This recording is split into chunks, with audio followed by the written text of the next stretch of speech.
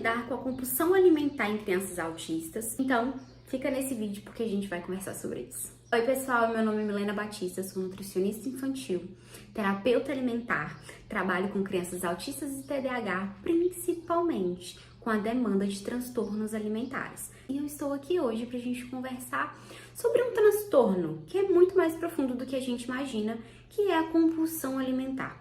O que a gente precisa entender sobre a compulsão alimentar para a gente conseguir ter o manejo correto, principalmente com crianças autistas? Não quer dizer que a criança recebeu um diagnóstico de autismo, ela automaticamente vai ter um transtorno alimentar? Não é regra, isso não acontece com todas as crianças com autismo. Mas, todavia, entretanto, pode acontecer sim de, em sua grande maioria, crianças autistas apresentarem transtornos alimentares. Principalmente seletividade alimentar e em casos de crianças muito ansiosas desenvolverem a compulsão alimentar. A compulsão alimentar é um transtorno muito mais profundo do que a gente imagina. Não é somente comer acima da vontade, comer uma quantidade exagerada, não é isso. Antes dela ser um transtorno alimentar, ela é um transtorno psicológico, ela é uma demanda psicológica. Então a gente precisa ter esse olhar amplo para a gente conseguir tratar a compulsão alimentar. E principalmente está totalmente ligada à questão da ansiedade, no nível de ansiedade da criança. Na compulsão alimentar, não são em todas as crianças, mas sim, principalmente em crianças com autismo, de ter a seletividade alimentar é a compulsão alimentar junto. Porque tem a questão, né, da disfunção sensorial ali presente, mas também tem a questão do que comer, do que aquela criança come, estar em grande quantidade e ter essa necessidade de mastigar e de comer o tempo todo. O que pode causar a compulsão alimentar em crianças com autismo? A maioria dos medicamentos que nós encontramos hoje, sim, pode ter um aumento do apetite. Crianças autistas com um grau de ansiedade maior, geralmente ela vai apresentar mais a questão da compulsão do que a questão da seletividade. Tem uma outra coisa que está também totalmente ligada, que é a síndrome de pica. É a vontade exagerada ou incontrolável de comer o que não é comestível. Por exemplo, eu tenho aqui comigo esse mouse.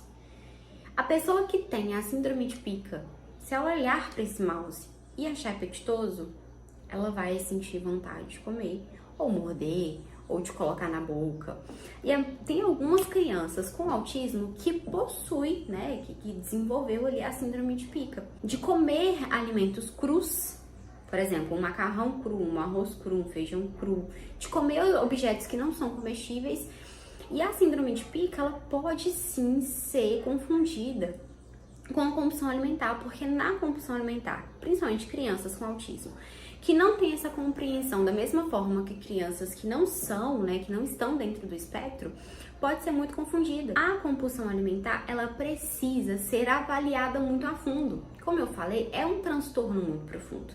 Então a gente tem uma equipe multidisciplinar para a gente conseguir chegar num diagnóstico e tratar esse transtorno. A gente precisa de um psicólogo, porque como eu falei, é muito além de um transtorno alimentar, é um transtorno psicológico. A gente precisa, obviamente, de um nutricionista, porque é o nutricionista o responsável de manusear e lidar com a alimentação dessa criança.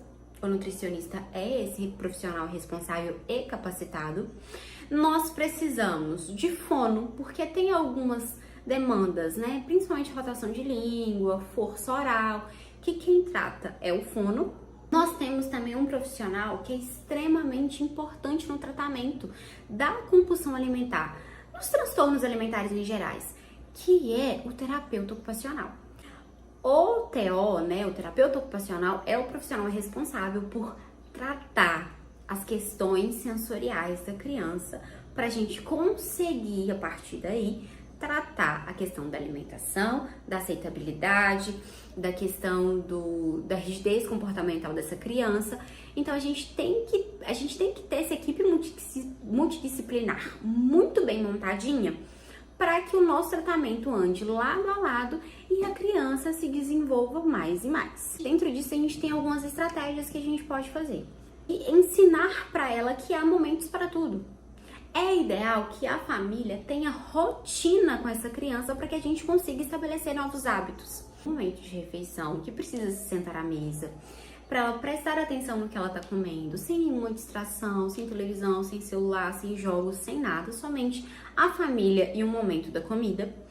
A gente pode criar estratégias de tarjinhas nos armários, de até onde a criança pode abrir, onde ela não pode, tarjinha na geladeira, o que ela pode comer naquele momento, o que ela não pode. Eu sei que é difícil, eu sei que é complicado, mas a gente pode usar de várias estratégias com a criança autista e ter esse momento, essa rotina, mostrando, identificando para ela o horário, o que ela pode comer naquele momento, o que ela não pode, onde ela pode acessar ou não pode, é fundamental a gente criar esse hábito juntamente com ela. Essas intervenções que nós como profissionais fazemos é muito importante, principalmente para crianças que estão dentro do espectro autista. A equipe multidisciplinar precisa andar alinhada, que trate a criança, ali em terapia com muita seriedade e que absorva aquilo que aquela criança está sentindo. Quando a gente leva essa demanda para a equipe, a gente consegue ter um tratamento mais rápido, menos árduo, menos dolorido para a criança. E um ponto super importante: vocês como pais, família, precisa estar totalmente atento ao tratamento. Precisa acatar aquilo que o profissional te passa, porque é muito importante esse apoio da família no meio do tratamento. A criança vai se sentir mais segura, o profissional vai se sentir mais seguro. Então, é muito importante a participação de você, como pai e mãe, dentro desse tratamento.